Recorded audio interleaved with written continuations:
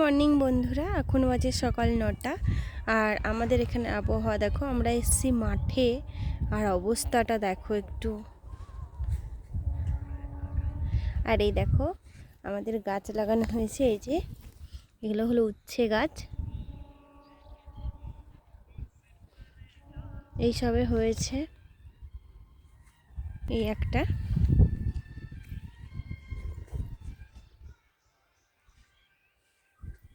যে সবে হয়েছে ছোট ছোট। আর এগুলো হলো শসা গাছ। এই দেখো সবে হয়েছে ছোট ছোট, এখনো বেরোয়নি ভালো করে।